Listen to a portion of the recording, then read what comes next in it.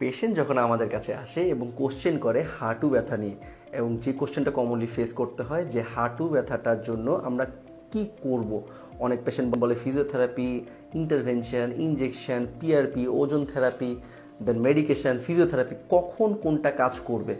এর একটা simple answer হচ্ছে, যদি পেশেন্ট হাঁটু ভাঁজ করতে পারে, তার যদি মোবিলিটি থাকে, তাহলে কিন্তু এই ইন্টারভেনশনগুলিতে, ওষুধে, ফিজিওথেরাপিতে কাজ করে যায়। কিন্তু যেসব পেশেন্টদের হাঁটু ভাঁজ হয় না, নিচে বসা ইম্পসিবল এবং হাঁটু পুরোটা লক হয়ে থাকে এবং 10 ডিগ্রিও দেখা যায় যে মুভমেন্ট থাকে না, পেশেন্ট কমপ্লেইন করে গত 5-6 বছর ধরে কখনো বসতে পারছে না, এইসব পেশেন্টদের ক্ষেত্রে কিন্তু নি রিপ্লেসমেন্ট অথবা হাঁটু প্রতিস্থাপন ছাড়া কোনো অল্টারনেটিভ নেই। তাদের অপারেশন করে অবশ্যই নিটা রিপ্লেস করতে হবে।